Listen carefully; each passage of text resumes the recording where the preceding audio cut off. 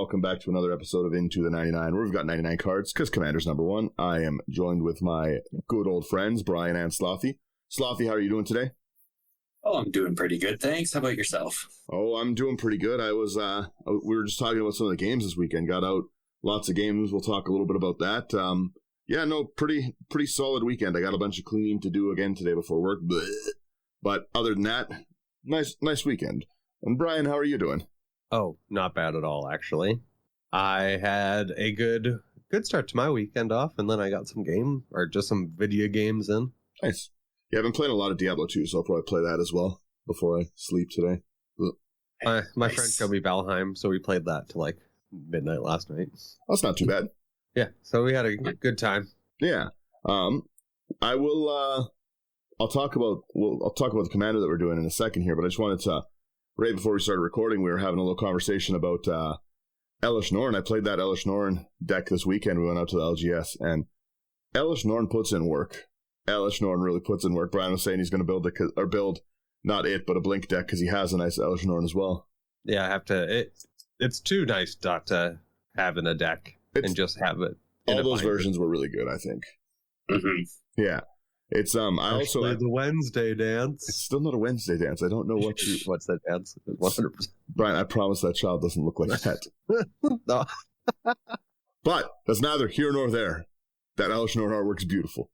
Anyways, that's good. Yes. That's good. Okay, now back to this. I also made one of these decks, and I didn't get a chance to play it. We ran out of time, but I did see someone else playing this one, so I do definitely believe it's going to be playable.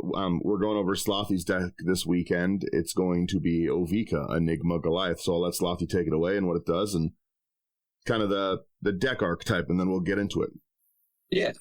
So Ovika, Enigma Goliath is a 6/6 legendary Phyrexian nightmare for 5 blue and red. It's got flying, ward 3, and pay 3 life, which in itself is incredible.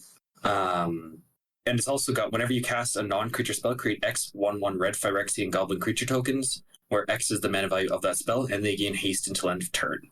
So the direction I went with this is Goblin Tribal. Yeah, fair. Yeah, I would have built it the exact same way. Yeah. I honestly find this such like an interesting commander, because there's like literally just because it's non-creature spell and creating you tokens, like you don't really have to. You don't have to put many Goblin cards in it for it to be Goblin, right? Mm-hmm. And you do have the constant threat in this deck of like those Goblins hit with haste. Yep. So if you like lots of us have seen like a 20 mana Blue Sun Zenith hit the board kind of thing, right? So it's definitely pretty silly that you go Blue Sun Zenith for 17, have 21/1 Goblins to swing out at someone. Like I think Ovika puts in crazy amounts of work. And again, it's such a budget card with such beautiful artworks. Yeah, I'm just looking at this now, and I think the most expensive version of this card is only $4. Yeah, right? Which I love. And I was also looking at the top there, your estimated deck cost, nice and cheap too. I like it. Yeah, this is... Oh, sorry. Oh, go ahead. I was going to say, how you're planning on building it with the Goblin Tribal, like basically I could see someone just going in, getting all of like the big Goblin Lords, and really that only being the Goblins that you have, and then it being everything else, because you're making all of your 1/1 Goblins. Yeah, you have so much space for, especially, what is it, Goblin Pile Driver, sacrifice Goblin, do 2 damage to something, kind of thing. Yeah, there's definitely some really powerful Goblins. Yeah. We'll start right into the artifacts. Every one of these is going to generate you, like these are all going to sit and generate you value of creatures the moment they're hit. My version, I went just tons of artifact rocks so I can ramp it out, and then they're not dead draws later on either, which is nice in a commander like this. Mm-hmm. We start our section off, Arcane Signet. We got 2 mana. You add 1 mana of your commander's identity. Is it always need something like that? Yep. I've started to notice how often you're building, Dan, and you're using like the marbled, the tapped artifact lands, or the tapped artifacts. And so I'm starting to looking at those and going to get those, because it slows the game down just a smidge. It's not as fast, but that's what I've been trying to do. Don't have enough ramps. Yeah, like it still gives you the ramp. It still gives you that consistency. It's nice early and stuff. But like I've been building so many artifact theme kind of decks, right? That yeah, like it's nice to finally slow it down a little bit, to stop like throwing in like a mana crypt all the time and throw in like, again, just like a sky diamond kind of thing. And yeah, those ones. Yeah, and then like I said, like something like this, like even late game, this is making it so that worst case you draw your sky diamond if you were playing something like that, 2 goblins and stuff, right? I really like the fact that this turns everything into creature generation, so you're not going to get overrun. Yeah. Even with something like Talrand, right? Like when you cast an instant or sorcery, you get a Drake. That's not really enough to stop yourself getting overrun. But this is also like you could have an empty board, and there's so many instants like available in this color wheel that like you could go from an instant board to just like an insane field of terror in when I try to swing out at you, you know, like I'll be like, oh, I'll swing at something. You're like, I'll make 18 goblins. Like, what? Yeah. Yeah, you're gonna swing? No, you're not. The next one, I don't know who's taking the next one, but it definitely also really helps out with that. Yeah, I'll take this one. I do enjoy this card as well. Ashnod's Altar. It is 3 colorless for a artifact. Sacrifice a creature. Add 2 colorless to your mana pool. And if you're making all those goblins, you can pay into those blue X spells or those red X spells. Yeah, like crazy. Easily. Yeah. We got Bident of Thassa. 2 double blue for a legendary enchantment artifact. Whenever a creature you control deals combat damage to a player, you may draw a card, and you can pay 1 in a blue and tap it to have creatures your opponents control attack this turn if able. I like this art. This card's really underplayed all the time. Yeah, absolutely. That 2 mana force attack is like it's game ending sometimes. Well, especially in a deck that can make just a ton of blockers, you can just wipe anything that's a problem out. Well, yeah, exactly. If my commander, I don't want to swing, but you're like, all right, well, you're swinging into 60 goblins. Yeah, it feels really bad to have to attack with like your Seaboard Muse. Oh, I'm just like imagining that now. You just see the Seaboard Muse like walking towards a mountain that's just like climbing in goblins. I am here to die. Rough. Oh, man. We also have Decanter of Endless Waters, a card that I've just been putting in so many decks lately. 3 mana, yeah, the fish sketch. I love it. What? I have not seen this card. I love this card so much. Yeah, it's just a common. It's just a phenomenal common. 3 mana, you have no max hand size, and add 1 mana of any color. I'm throwing that in Urza. Yeah, I've been like just power buying a bunch of these lately. Like they're so good for so many draw themed decks. I'm in the middle of making another Selvala one, where I like focus more on tapping and untapping, like Selesnya Selvala, mine and Brian's favorite Selvala. And yeah, Decanter just puts in work in like in a theme like that where you can get all this draw. I'm more and more finding that I just love commanders that draw. Hey, if you have the card advantage. Yeah, right. Obviously, we have a Fel Warstone. Add 1 mana of any color that add 1 mana of any color that a land an opponent controls could produce, and 2 colorless. Yeah. We've also got Hedron Archive, 4 mana. You can tap to add 2 colorless, or pay 2 and tap it to sacrifice it and draw 2 cards. Yeah, nice early and nice late as well. Yeah, absolutely. This one, a lot of benefit for something like this, the Heraldric Banner. A 3 mana, as it enters, you choose a color. Obviously, you're choosing red. Creature you control chosen get 1/0, and it taps for mana. Like it's a nice anthem. It's a rock. Makes 3 goblins when it hits the battlefield. So essentially, if you're dropping this late game, you've got a 3 mana bringing 6 damage to the field that also ramps into the next spell. Yeah, does work. I always need more of that card. Yeah, it's a really good card. I really. Do you know what? Like, I just love going and like watching or like looking through the builds that you guys come out, because I see like cards that I have either A, not seen before, or B, I would never use. Yeah, just having in my mind, I'm like, why? Yeah. Well, and like you were saying earlier and stuff, I have been bringing some of the deck power down so I can try to do that, because we were playing a game with Brian on the weekend. Brian was in a great spot. Brian was doing well. Then Brian played Mesmeric. Then Brian was in less of a great spot for everyone. I loved it. Yeah. And Dan's like, I blow up the Mesmeric. I was like, I make a copy. My hand. Yeah. I make a copy of the Mesmeric. Yeah, it was like I said, like we had a lot of really fun games on the weekend, but there's definitely some stuff that gets you targeted. Also, just aside as well, the precon. Like, I don't think you edited the precon too heavy, did you, Brian? I have now. Okay. But there's still a lot of cards that were in it, the Excel one. Well, most of what was putting the work in was Excel itself. Yeah. Flying. It's the flying that allows you to get around. Oh, well, and it's you got to that. Getting to that 3 corrupted, I hate it. That's one of my favorite mechanics in the game is playing other people's cards. But no one I play with plays chaos into me. I hate it. It frustrates me that no wonder. I took a card and he's like, you must die now. I think you hit one of my lands. And it exiles it face down, which is even worse. So I can't see it. Yeah, he hit my land. I was having people countering my Sky Diamond. What kind of disrespect is that? That was me getting you back. It was a rough night. Anyways, back to this. We also have an Izzet Signet because, of course, great ramp. You've got a 7-mana commander. You got a ramp. 2 mana, 1 and a tap. Add a red and a blue. Carry on, Brian. Oh, I'm just saying, like, you need to ramp for that CMC. Hard. True. Then we got Mind Stone, which were you saying is a $5 card? No. That was the Thought Vessel. Oh yes. Yeah. Sorry. Mind Stone, 2 colorless. Add 1 mana of so tap it for add a colorless. Pay 1, sacrifice Mind Stone, draw a card. Yeah. I really like that one. The foil of it looks so cool. Yeah.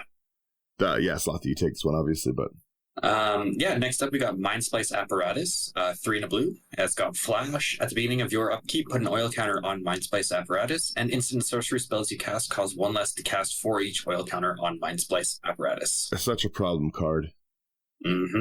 This card puts in work. Yeah. It's a giant reduction. Yeah, the reduction things that they've been doing lately for instant sorceries, like the Wizards of Thran, that kind of stuff. There's just been some really cool ones. That's it's making me rebuild Mizzix, and I haven't had a Mizzix deck in years. Nice. Yeah, Mizzix is pretty cool. You had Mizzix before, right? Yeah, I took mine apart because this commander, I was thinking of making this commander because it allows me to have my creatures, because I prefer creature heavy decks. Yeah, you're not a spell slinging kind of person. Yeah, but this could allow me to play spells. Yeah. And have creatures. Yeah, your playstyle is more of like a counterpunch kind of thing, right? Like if you cast spells at my stuff, I'm going to stop it kind of thing, right? You play like a lot of the heroic interventions, the Teferi's protection, like, but your interaction's not as much in the like super heavy counter spell area. I like what I'm playing and I want to keep it. You want to keep playing that? If you build the deck for a reason. Yeah, if you want to take it, that's when I have a problem. That's fair. The next one, it's not one that I threw in my deck, but it's a really, really cool card. Like this pays for itself in the Goblins because Obelisk of Erd, it's got Convoke. So essentially you just tap 6 Goblins, get 6 more Goblins, choose Goblins when it enters the battlefield, and they get 2/2. So you're bringing in like 6 3/3s now for free. Yep. Aced. Yeah. I like it. I think that's pretty silly. This is a deck that I could see Sherman definitely having too. Yeah, I think Sherman will build an interesting Ovika one as well. It's I like how silly you can build a deck like this. Either. Pyromancer's Goggles? No, the Obelisk Bird. Oh, it's a great Anthem one.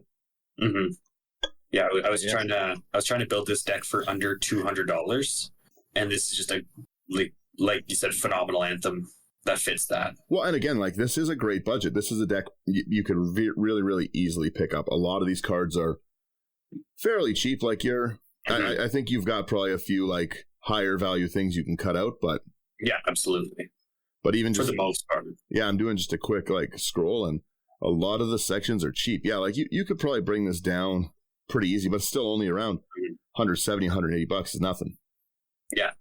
Again, most of other than like Mana Crypt and all those Mana Vaults, like those really expensive artifacts for ramp, I think like you could keep it cheap and fun with running your normal 35, 36 lands, your artifact ramps and stuff like that, and you would still be able to put in like just like big dumb spells that like most people don't play those spells because they're big and dumb cost. but it pays off in the long run because I make a big and dumb amount of goblins. Right? Well, and the nice thing, too, is it's when it casts, not when it resolves. So you can counterspell me all you want. Like, again, someone like Dean locking the game out in that one video. Like, you can lock it out all you want, but I'm still going to make like 60 goblins and just power throw them at you. Instead of like con, it's like, Dean. True. We also have the Pyromancer's Goggles in here. 5 mana, you tap for a red, it's a legendary artifact. When it's spent to cast a red instant or sorcery, you copy it and you can choose new targets for the copy. I love that card. Yep. Worst case ramp, best case copy. Yeah. I love ramp and copying. Pyromancer's Goggles was a perfect throw in here. Mm-hmm. And obviously we're going to have the next card. We got Skull Clamp, 1 colorless, and it equips for 1. Equipped creature gets +1/-1. Whenever equipped creature dies, draw 2 cards. What's the point of having an army of gobos if you can't sacrifice one here and there for some card draw? Oh yeah, exactly. That card draw is 100% worth it as well. Mm-hmm. And unfortunately, if you have your anthems in there, though, I send 1 goblin off to die. Yeah, take the next 2, obviously. Yeah, obviously Soul Ring, yeah. We got Soul Ring, 1 mana tap for 2. Every deck has one, pretty much. Then this next trickery happens. Yeah. Yeah, true. This next one is one of my favorite cards to come out in the last couple of years. And I remember having just a little bit of a side tangent. One of my playgroups from a couple of years ago, we all built decks based around this card. And it's Strixhaven Stadium, 3 mana artifact. You can tap it for colorless to put a point counter on it.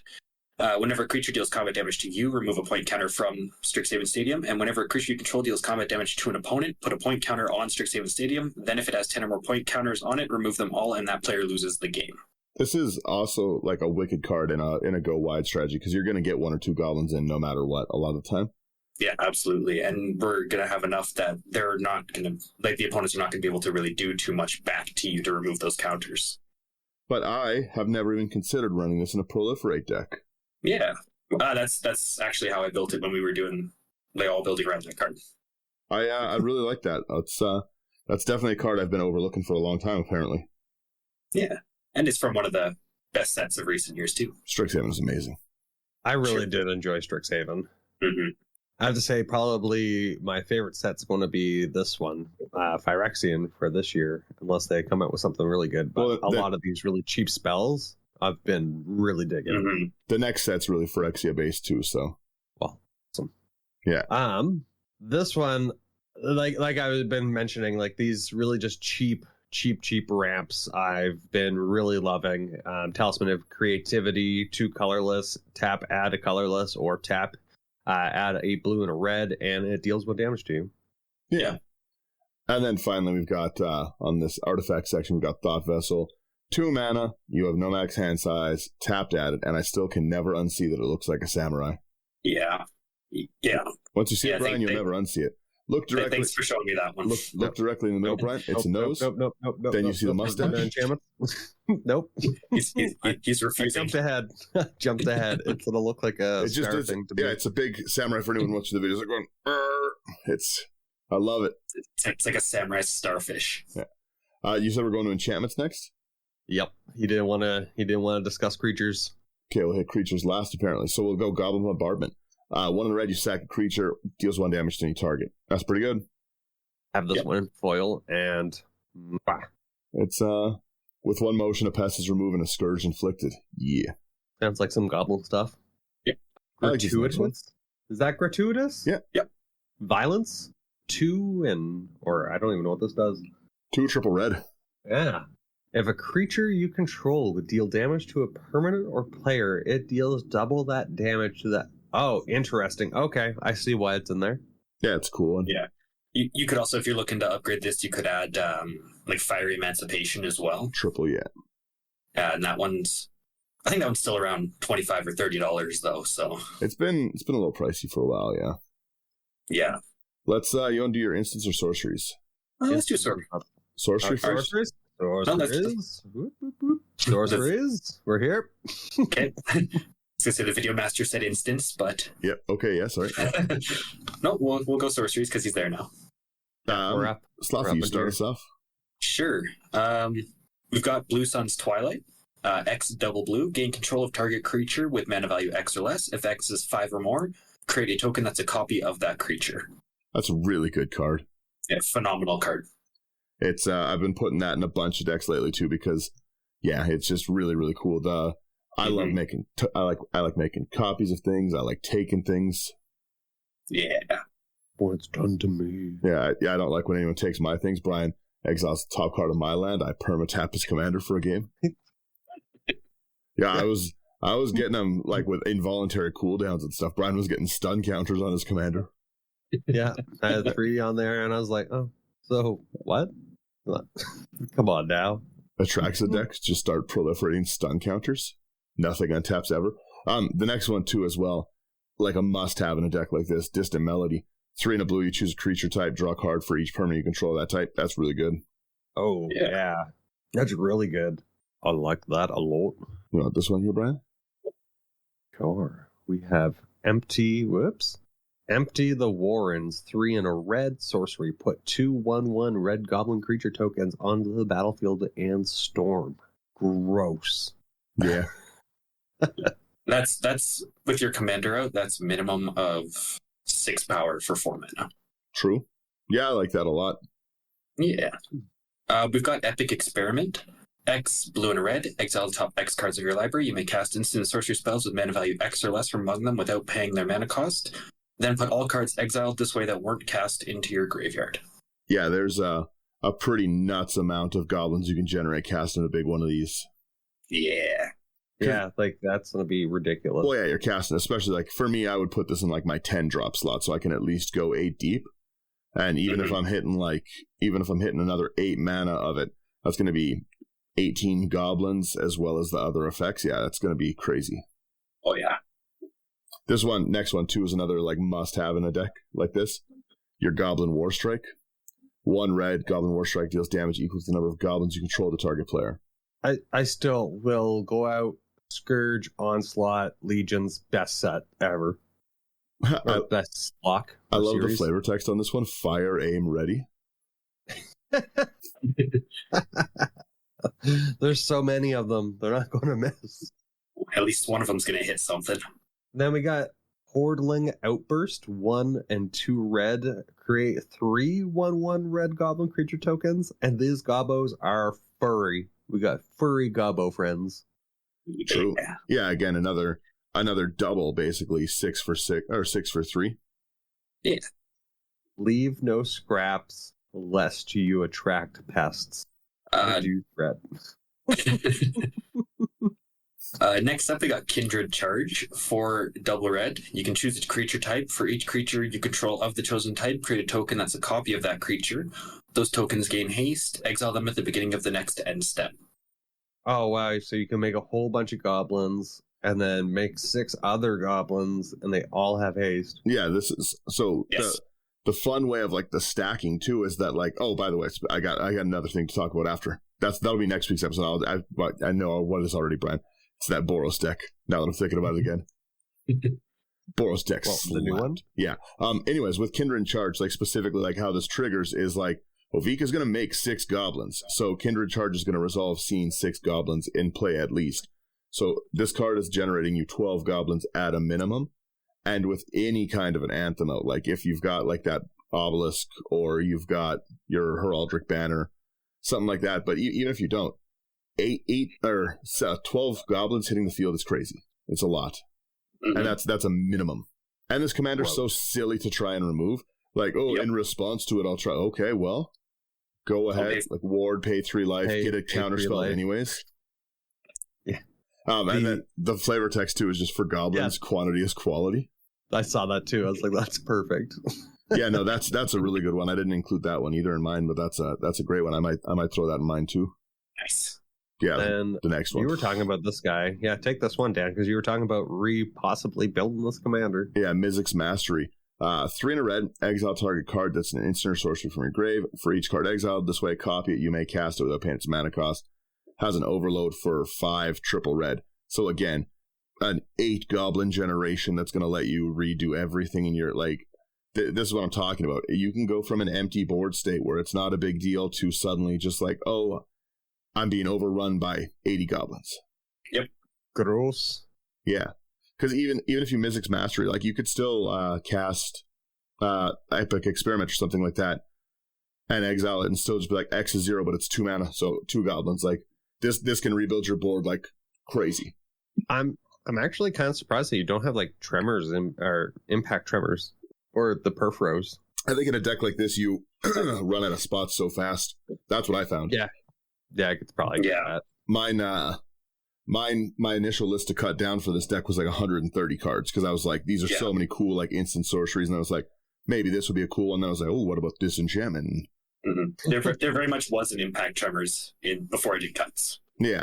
It's I saw you had a similar impact tremors-ish creature up there, but yeah, like it's something like this is really, really hard to slim a list like this down is hard.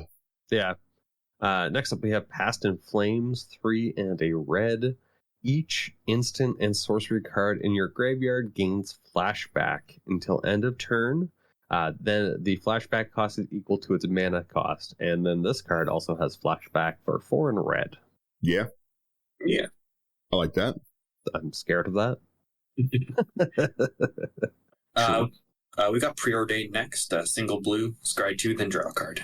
I really like these Preordained Ponder opts, those lately. Like, I'm finding they're really smooth and play out for me a lot of times. They're making a lot of, like when I'm playing budget nonsense now, a lot of the time, I'm finding these things are just really making a big difference.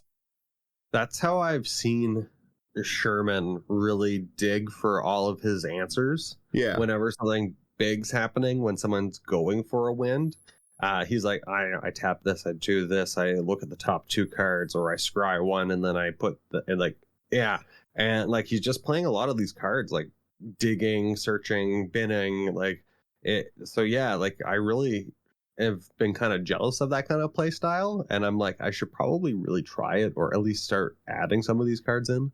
I think one of the next streams I'll try set up is see if we can get Sherman back on and see if Slothy will come play, kind of thing. Get like the 4 of us doing a game, like that'd be really fun because I think Slothy's playstyle would go really, really fun with Sherman's. Yeah, I could see that. Dean kind of turbo stacks that game. Pretty rough. Dude. Pretty rough.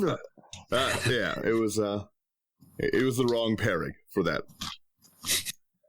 Then we got Vandal Blast again. 1 red, destroy target artifact you don't control, or you overload it for 5 and destroy all artifacts that you don't control, which is don't like that. I'll go down with my ship.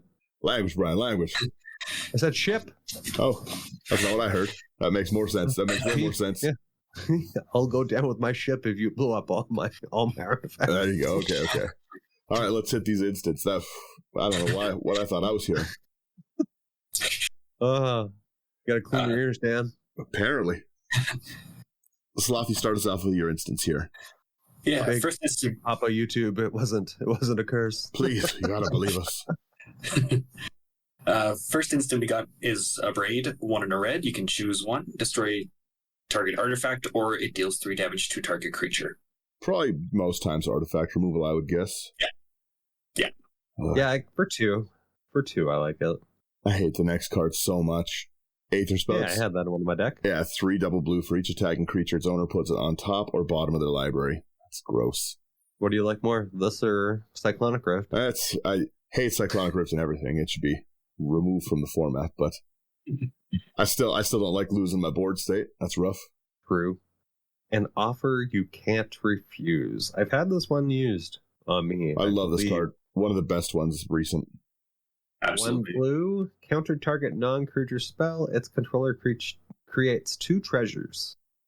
Yes, I remember this. So many people were like, oh yeah, that's not a good trade. You're still giving them ramp. I'm like, there's so many cards that is a great trade for. You're still getting ramp, but they're not having a Blightsteel to play. Right? Like, it's just, yeah, any of those, like, nuts things, like, oh, I'd like to cast Omniscience. Have 2 treasure tokens instead. Yeah. All right, fair. Yeah, it wouldn't work for Blightsteel. Non-creature, yeah. I misspoke. But yeah, next up we got Battle Hymn. 1 and a red. Add red to your mana pool for each creature you control. which is again a doubling spell for whatever your next X cost is. Yeah. Turns like something like, again, like the next card, Blue Sun Zenith, into a Goblin doubler for you. X, triple blue, target player draws X, shuffle Blue Sun Zenith into its owner's library. It's one of my favorite cards in all of Magic. Yeah, I love this one. I have endless copies of Blue Sun Zenith. You probably have, again, the Calgary area collection. I got a lot. Yeah. I got a lot of Blue Sun Zenith. To me, it's a staple card in like a lot of decks that I play because I just like to draw cards, and I like the ability to respond and make people lose. I like Blue Sun Zenith. Can't say enough good things. Oh, the next one's cool too. Brightstone Ritual. another silly one. Legion. Yeah, Legion. 1 red, instant. You add 1 mana for each goblin in play. And again, something like that can make it look like, Slothy's tapped out. What could he possibly do? He's only got 1 red available. He's got a red and a blue. He's not counterspelling anything. I'll make 80 mana. Oh no. Oh god. Yeah, it's that's a really, really good card. And then what's the red? Mana Flare? Counter spell? Yeah, true. That's funny. Or you let whatever they're casting resolve after and you Chaos Warp it. Yeah, true, yeah. Take the next one, Brian, obviously. 2 and a red. The owner of target permanent shuffles it into his or her library, then reveals the top card of his or her library. If it's a permanent card, he or she puts it into the battlefield. I love Chaos Warp so much. Mm-hmm. It's so much fun. I love it when you get the same thing, or I love like seeing it when like the person like shuffles and then flips what they just put in. I go nuts. That's one of like my most fun things was like way back when I was teaching Hope Magic. It had she had Necroma out, or not Necroma, Avacyn out. I remember this. Yeah, exactly. And I Chaos Warped it so that I could blow the field up. Right. I was like, okay, well, I did a Blasphemous Act, and then on top of it, I was like, oh, Chaos Warp. Shuffle, we cut. It's Avacyn again. and then that Field of Angels rolled me. I was howling laughing. Like that was, I love Chaos Warps. I love all the Chaos cards. Like, I really like the Wild Magic Surges, that kind of stuff. Mm-hmm. Too good. Next eyes does this guy have? I love this one too, yeah. Slothy, go. Yeah. Next up, we got Consider. 1 blue. Look at the top card of your library. You may put it into your graveyard and then draw a card. Yeah, I really like, again, stuff like that. I'm just finding really smoothing my game out. Top, what we've said it like consistently, top deck manipulation or being able to get your draw. Well, just to dig, right? Exactly. Because 1 mana, you're still looking at 2 cards there, so you're like cutting a list of 99, or in my case, 101. Down to, no, I'm kidding. But if you're cutting a list down, like 2 cards is more consistent. I just love that. Hey, Brad? That'd be funny when you go out to an LGS and it's like, I want to count your cards.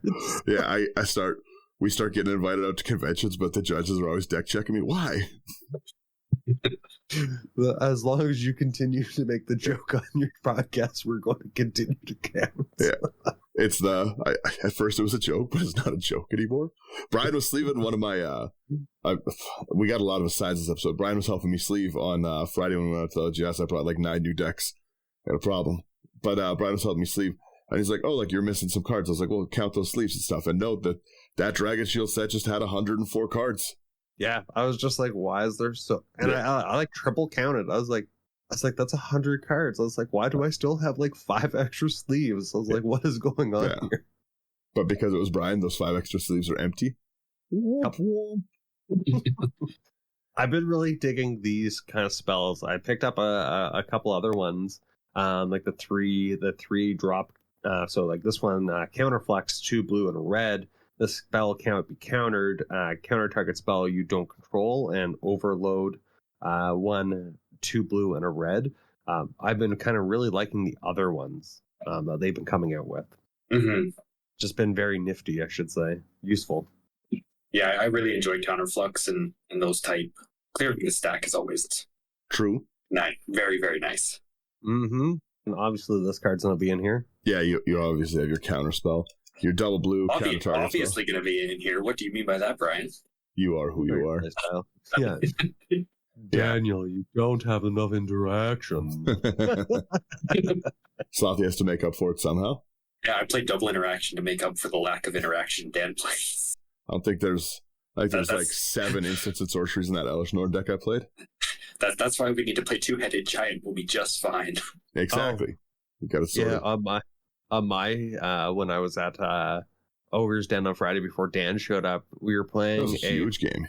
An 8-person, so 4 teams of two-headed giant, and I was playing my Atraxa deck, and I swear all of my like interaction and removals came out. So there's a player playing Mill, and I kept like blowing up and exiling everything that they had, and like she's like pointing at me saying I was the target. I was like, "You're playing Mill." I was like, "You've gotten rid of so many of my nice cards."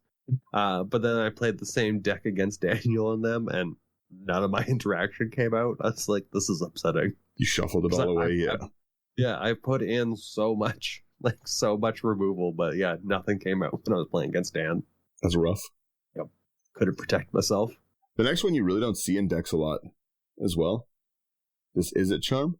Mm-mm. We've got a blue and a red. You choose one counter target non-creature spell, so more control. 2 damage to target creature can get rid of something decent early, or draw 2 cards, discard 2 cards. That looting is solid too. Yep. Yeah. I don't know. I think this card should be played a lot more than it is. Yeah. It is phenomenal for what it does. I was going to say that's all of the terms. Yeah, that's like a lot of good utility. Mm-hmm. Like even the Selesnya charm was remove an enchantment or artifact or gain 2 life. I play the Golgari one a lot. Yeah. That's the one that blows up you get -1 or lose 1 life for tokens? It's the -1/-1 all creatures, or you can regenerate each creature you control. Like I just really like, I think it's destroy an enchantment as well. Like there's and then the Rakdos charm is target player loses. Yeah, that one wrecks me. That one rocks me. Yeah. See, all the charms. Like Brian, you take this next one. This is really cool. That artwork's wicked. I like. Yeah, the artwork's definitely cool. We got Keep Watch, 2 and a blue. Draw a card for each attacking creature. Gross. Yeah. I really like that their card. moral dilemmas. I see their raw courage. I see their self-sacrifice. I see victory. I like that. Mm-hmm. Yeah. We got Negate, 1 and a blue, counter target non-creature spell. Yeah. Okay. Yeah. We got also Pongify. The 1 blue, you destroy target creature. It can't be regen. Its controller creates a 3/3 green ape. I love Pongify. Yep. Such a good card. Bonk. Again, just little removal. I love targeted removal. Yeah. Here, I don't want you to have that Seaborn Muse, or I don't want you to have that art that just permanent. Here, I give you a monkey. Yeah, this is just a flavor text episode because I love this one too. Some spellcrafting mistakes go on to become spells of their own. I like that. Oh, yeah. Oh, that's funny. Yeah, this card definitely. Pull from tomorrow, X and 2 blue. Draw X cards, then discard a card. Yeah, that's not gonna matter to you. No. I do things in my own time. And since you guys like Pongify so much, here's rapid hybridization. 1 blue, destroy target creature. It can't be regenerated. That creature's controller puts a 3/3 green frog lizard creature token onto the battlefield. Those two are just so good. Yeah, I was gonna say those two are some of the best like removal spells like in the format in general, and they're just both like single blue pips. Yeah. To me, it's the blue version of Path and Swords. Yeah. Mm-hmm. But they're not exile. You've also got your Rewind, 2 double blue, you counter target spell, untap up to 4 lands, which again is good already, but when it's also coming with, like, if it read, counter target spell, make 4 goblins, untap up to 4 lands, you know? Yeah. Gross. It does work. Yeah, if it lets you know everything else you're doing. Yeah, exactly. Then we got Snap, 1 and a blue, return target creature to its owner's hand, untap up to 2 lands. Yeah. Good riddance. And the final instant we got is Stoic Rebuttal, 1 double blue. It's got Metalcraft. It costs 1 less to cast if you control 3 or more artifacts, and you can counter target spell. Yeah, I like that one. Yeah, it's not bad at all, actually. Now we're into our mighty fine section. That's actually a pretty big section, much bigger than I thought it was going to be for a deck like this. Yeah. Start us off, Slothy, yeah? I wanted to go hard into the creatures. That's fair. First one we got is Archmage Emeritus. 2 double blue for a 2/2 human wizard with Magecraft. So whenever you cast or copy an instant or sorcery spell, you draw a card. Again, another one of those amazing cards from Strixhaven. Mm-hmm. I don't know what this one is. The recent Jumpstart one. Ardaz, Cobbler of War. 1 and a red. It's Goblin Shaman, 1/1 with haste. Whenever it or another creature enters under your control, that creature gets 2/0. That's disgusting.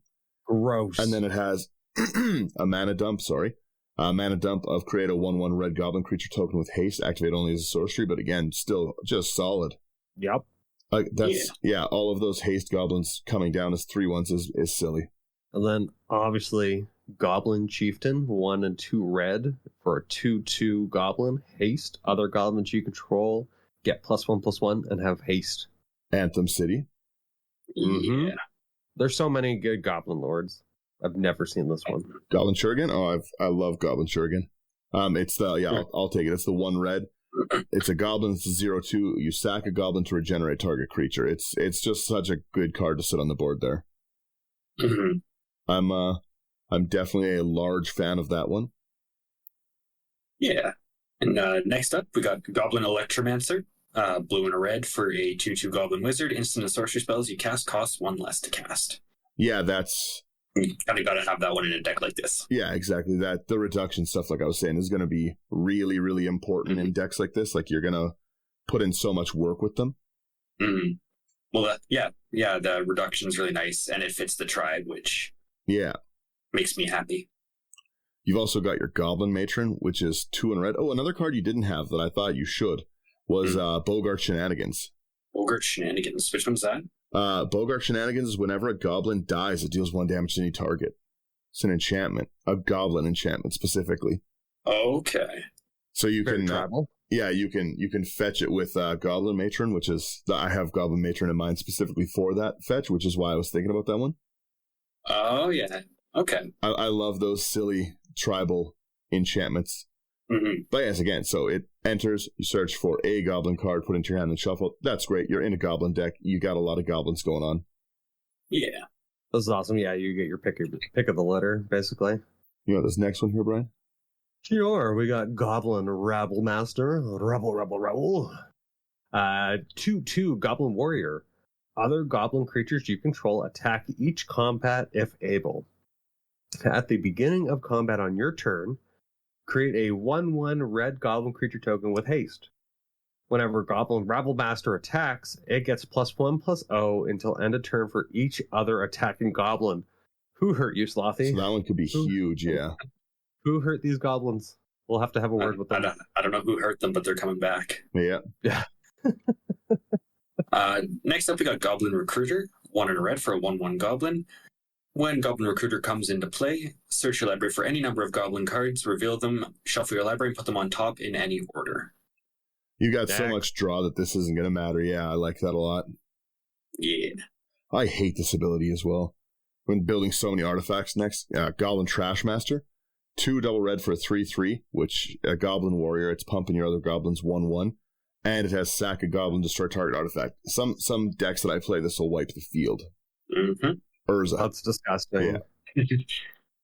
Obviously, again, Goblin War Chief. I was like, wait a minute, this is a duplicate? Nope. 1 and 2 red, Goblin Warrior. Goblin spells you control, you cast, cost 1 less to cast, and goblins you control have haste. Mm-hmm. There's so much haste. Haste. A lot of them just kind of have haste, or give everything else haste. Well, it's kind of nice because these, a lot of your low-cost goblins are going to smooth out the goblin viability until you have your haste-enabling giant commander, which is nice. I absolutely love this next goblin. It's probably one of my favorites. Gutter Snipe. I have a foil version of it, and just it's so shiny and great. 2 colorless and a red Goblin Shaman 2/2. Whenever you cast an instant or sorcery spell, Gutter Snipe deals 2 damage to each opponent. Love it. You lose a lot. Yeah. You lose a lot from cards like that. Mm-hmm. I found a new toy. Want to play? Yeah, true. And next up, we got Hobgoblin Bandit Lord. 1 double red for a 2/3 Goblin Rogue. Other goblins I control get +1/+1. And you can pay red and tap it to have Hobgoblin Bandit Lord deal damage equal to the number of goblins that enter the battlefield under my control this turn to any target. That's pretty good. Yeah, very often this can be just like destroying pretty much whatever you want. That's a card I had not seen before, and I will be adding that to both of my Krenko lists. Gross. That's a wicked card. I also like finding new cards when we're doing lists, Brian. I don't. It costs so much. We also have Kiki Jiki, Mirror Breaker. We've got 2 triple red for a Goblin Shaman, legendary creature with haste 2/2. Tap it, put a token that's a copy of target non-legendary creature you control on the battlefield. It gains haste, sack at the beginning of the next end step. I love this card. Yeah. And I love that it's been reprinted so much lately that it's actually affordable now. Mm-hmm. Mm-hmm. Who wants Grog? Me, I got it. We've got, as Brian said, the Thumbless. It's 1 in a red for a 2/2 Goblin Wizard. Whenever you cast an instant or sorcery, flip a coin. If you lose the flip, return that spell to its owner's hand. If you win it, copy it and you may choose new targets. This is amazing for this deck because you're getting, again, you're doubling up all your spells. You're still getting your cast trigger as well. Mm-hmm. Oh, I really like it. And I love the flavor text of double or nothing. Yeah. Krark is an amazing card. Obviously, Slothy, please. We got Krenko Mob Boss. 2 double red for a 3/3 legendary Goblin Warrior. Tap it to create X 1/1 red Goblin creature tokens, where X is the number of goblins you control. And please tell us, before he became a mob boss, what did he do prior to that? Oh, before he was a mob boss, he was a Tin Street Kingpin for 2 in a red. He's a 1/2 legendary goblin. Whenever he attacks, you can put a +1/+1 counter on it, and then create a number of 1/1 red goblin creature tokens equal to Krenko's power. See, this is what Dan loves to see. He loves to see a guy go out, work hard at his job, and become a boss, and work his way up the ladder. Yeah, exactly. You know, it's all about putting in those hours. Yeah.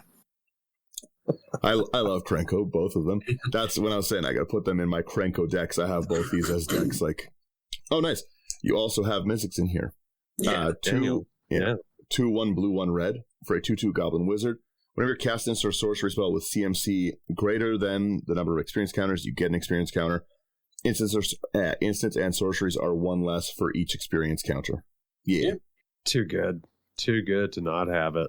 And obviously, Muxus Goblin Grandy. Yep. 4 and 2, interesting. 4 and 2 red. Goblin Noble 4/4. When Muxus enters the battlefield, reveal the top 6 cards of your library. Put all goblin creature cards with mana value 5 or less. Those are some expensive goblins. From among them onto the battlefield, and the rest on the bottom of your library in random order.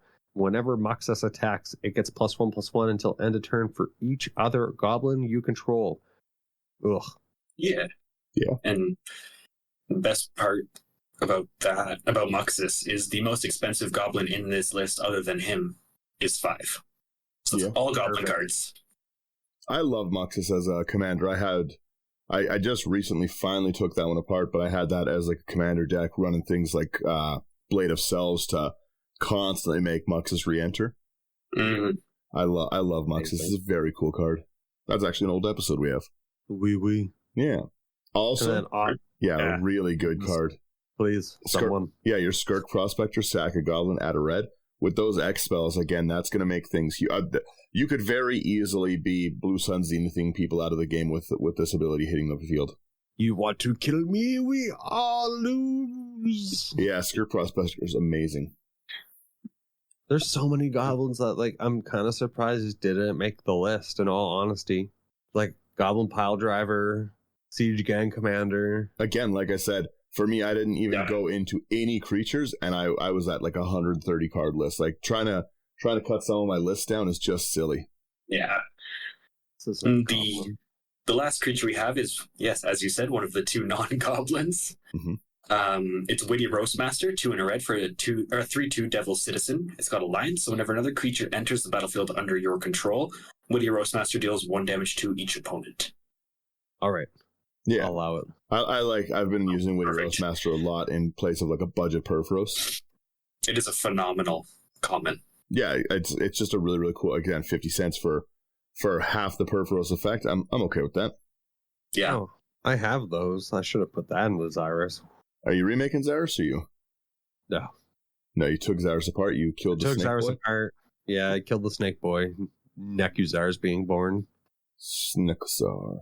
I would let you honorary partner Nekusara and Xerus. I would let that happen. That'd be aggressively fun. Oh, and in that two-headed giant game that I was mentioning, the one so like you mentioned, Dan, basically the other neat ruling that they did was you could grab another legendary card out of your deck and use it as another commander. Oh, that's cool. So I had Atraxa and Excel. The doing that with my Othari, being able to pull out Othari and Naali would be really good. Yeah. Mm-hmm. I split those. It's interesting to see some home rules. Yeah, I really like Rule Zero stuff. We definitely have to do some interesting Rule Zero ones. Like I said, even one of my play groups where we play the all the tap lands, like the tap duels, as untapped. All tap duels enter untapped. It really, really like speeds games up and makes people play. Not so much speeds games up, but smooths them out, right? Mm-hmm. And it's then you don't need to buy like an underground sea to play your deck as well. Like the duels don't make that much of a difference, but it's just the consistency, right? The more consistent the deck is, the better it's going to play. Well, and then I don't have to add in another artifact to allow them to come in untapped, or it removes cards from the list that you would need to put in there if you did want to fast play them. Yeah, you don't need to enter Amulet of Vigor or anything like that. Yeah, exactly. I'm looking at, just while we're finishing this up, because I said we're going to do Othari's the next week's episode. So everyone, we're at the end of the episode here. I'll talk about Slothys deck in a sec, but Othari's next week's. And I'm looking at how this deck's built in average, and it's not anything like what the nonsense I have is. Like, I think you guys will have a fun deck. It was strong, hey, Brad? The Phoenix? It did stuff, yeah. Yeah, the Phoenix was real strong. But anyways, with that, Slothy, I love your deck. It was pretty cool. Mana curve of 2.84. Yeah, it's like I said, it's there's so many ways to build this and stuff. Like normally, I'm like, oh, well, like I would do this. Like, no, this would be like a super fun like version of this. Like all of these are gonna be really, really great to play. Like you've got basically if you're running like a 2-to-1, I think you're a little lower than that, but you've got like 46 cards that are token generating in this deck, kind of thing, like 46 plus. Yeah, they're 49. Yeah, like it's definitely going to put in like crazy work. Like, and again, you can't, for the foil like ink stamped version of the card at $4, like you can't go wrong with it. Yeah, exactly. Yeah, I love these cards so much. Yeah, this is the cheapest land section I have ever seen in probably all of our episodes. Good old $9.48. Let's go. Yeah. Like not even like a fetch, a duel, don't even need or like a shock land. Under $200. Yeah. Yeah. You can do it, guys. Like you can play these. You don't have to build like to be competitive. Some budget building is good for bringing down a little goodwill at the table and stuff, right? Again, sometimes you gotta lower the arms race and only you can start it a lot of the time. Yeah, and I find that leads to more unique builds as well. If you're kind of bringing the budget down, because then you have to look for the replacements to like you mentioned earlier, like the more expensive rocks like Mana Crypt, Mana Vault. Yeah, like Lion's Eye Diamond. Obviously those aren't budget. The most frequent compliment I get about our show is like for everyone, the last like inside baseball thing. The most frequent compliment that I get like told across Discords that I'm in, across like for anyone who's chatting with us on our Discord, people who message on Instagram, all that stuff, is that the way we build is just very unique. It's I really, really like that. I'm very proud of that moniker of like not average deck building. Like we build some really, really weird stuff on here, and yeah, I think this is like a very cool like weird half Spellslinger, half Goblin deck. I love it. Yeah, I really enjoy this actually. Yes. I will roll our outro, but first, Brian, you have a plug. Do I? Yes, for our Patreon stuff. No, not your Patreon stuff. No? Plug yourself first. Oh. Yeah. Interesting. Okay. Hey, guys. So my name is Brian. I this is the first time I'm doing this. I'm all tongue-tied. On the spot plug, go. Yeah. So we run, I